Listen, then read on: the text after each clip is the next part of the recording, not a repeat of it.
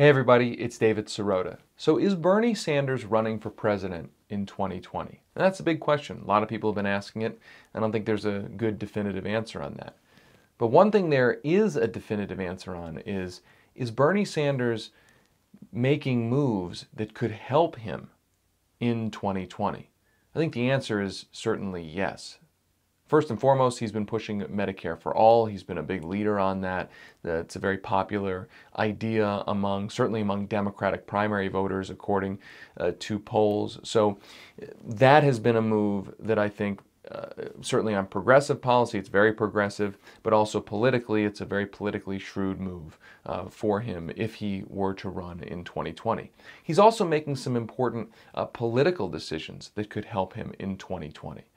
You may have noticed that Sanders and his political organization, Our Revolution, have been particularly active in a couple of key races in states and cities where Sanders would need to do particularly well in 2020 and where he didn't necessarily do so well in 2016. There were these local and one state race where Sanders and his organization have been very, very active in. They were very active in the Jackson, Mississippi mayoral races. Sanders, they were supportive of Chokwe Lumumba, who won that race, a very progressive mayor, saying he's going to put in place very progressive policies in that city in Mississippi.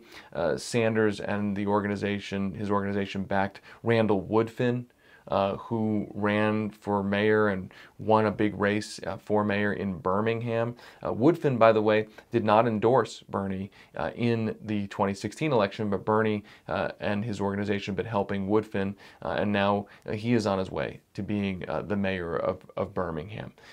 You had Bernie has been very active in the Atlanta mayor's race, backing a lawmaker there named Vincent Fort in that race. And Sanders has been supportive of former NAACP chairman Ben Jealous, who's running for governor of Maryland. Now, Sanders underperformed in a pretty serious way in African American communities, in particular in the South.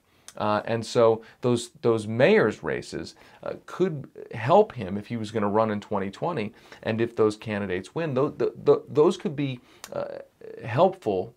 Those leaders in those cities could be helpful in him building a new political infrastructure for a 2020 presidential campaign, one that he didn't have in 2016.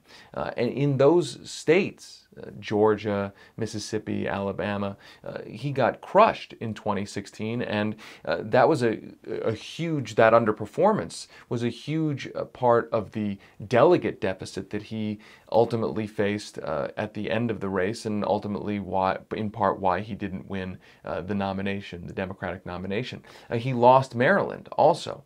So what I'm saying here is not that Sanders is backing candidates who aren't progressive in order to help himself. No, what I'm saying is that these are very progressive candidates, and that Sanders and his political organization could pick a million different races to be involved in, but they've picked these specific races with these very progressive candidates that could have an additional benefit, a political benefit to Sanders if he should run in 2020, because in helping these candidates, by the way, win or lose, but certainly if they win, in helping them, he is building bridges to communities and to these places where he would need to do a whole lot better in order to win the Democratic nomination. Now you may be saying, well, Alabama, I don't get it, Alabama, Mississippi, Georgia, these are not states that are usually contested in the general election, and that's true.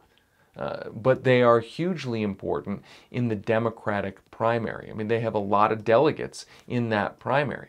And so when Sanders underperformed in 2016 in these states, it was a huge problem for his campaign, one that they ultimately couldn't surmount in terms of delegate counts. So if Sanders is running, these moves would certainly appear to be moves that could help him address that weakness that he had in 2016 and turn it into a strength. by having more political support, more community support in these places if he were to run again in 2020. That's a big if. We don't know if he's going to run again in 2020, but if he does, these moves seemed well designed to address some of those big weaknesses that he had in 2016.